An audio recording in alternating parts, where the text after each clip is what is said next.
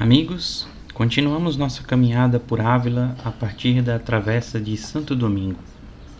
Alguns metros depois de onde estávamos na Rua dos Reis Católicos, logo após a Rua Vallespín, é para onde os judeus foram alojados bem depois dos massacres de 1391 em toda a Espanha. Nesta travessa encontramos o local de mais uma sinagoga, a sinagoga de Don Samuel. Acredita-se que esta sinagoga era datada do século XV e sobre ela há registros e documentos de 1430 e 1460, como um dos centros de culto judaico do bairro judeu de Santo Domingo. Hoje, como vocês podem ver, é uma casa particular, mas chama muita atenção pelo arco que domina sua fachada e que não corresponde a nenhum modelo de casa habitual da cidade e principalmente deste bairro.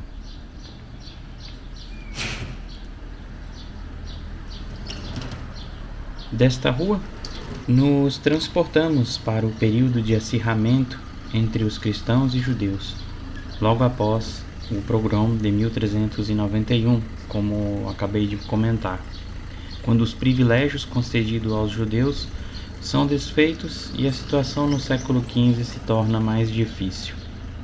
Em Ávila, os judeus são movidos para esta parte da cidade, uma área fechada próxima da Porta da Malaventura, em uma zona pequena para a quantidade de judeus que habitavam Ávila naquela época.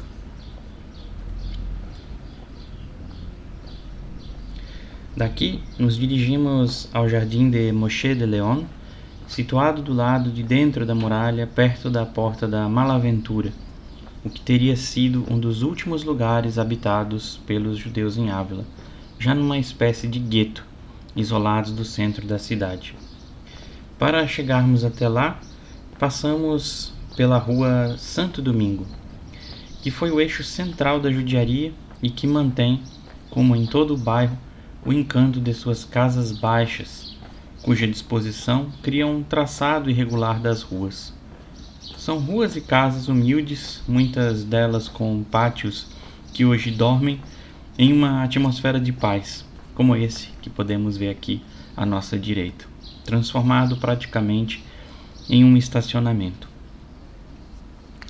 Mas que durante a separação do final do século XV, a partir dos ordenamentos de 1480, decretados pelos reis católicos, chegaram a ficar saturados de pessoas, provocando protesto nestas alfamas de Ávila por falta de salubridade e até mesmo de mau cheiro.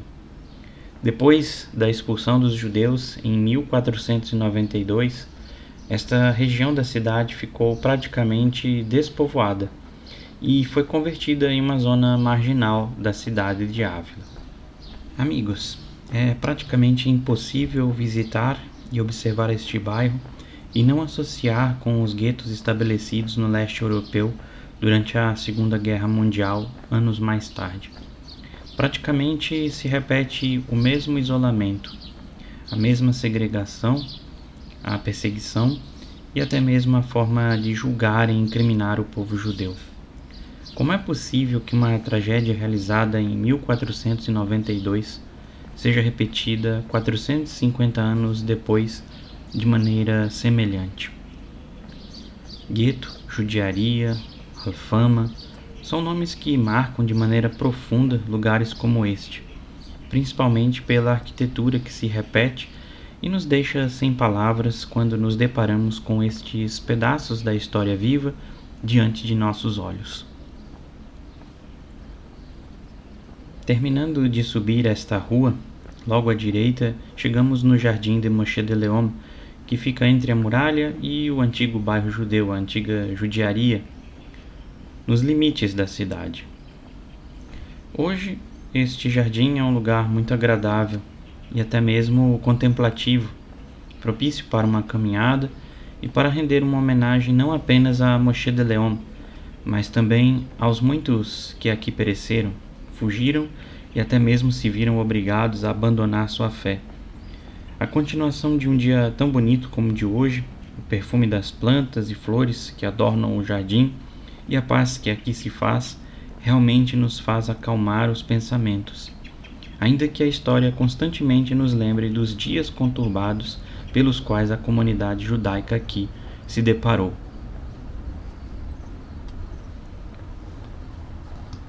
Passando pelo jardim, chegamos até a porta da Malaventura.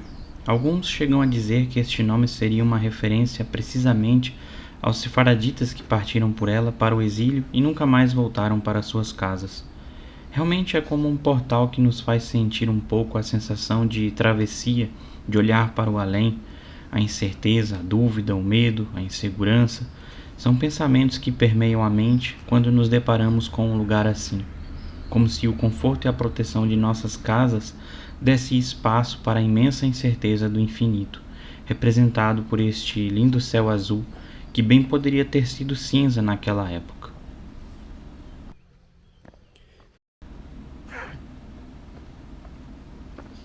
Bem, amigos, neste jardim rende-se uma homenagem a Moshe de Leon.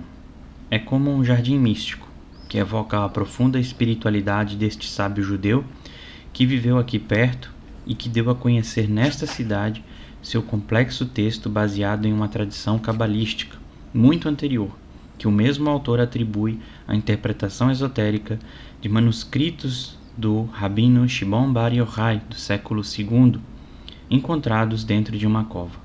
Aqui também podemos observar este marco, que recorda versos do Zohar associado a Ávila.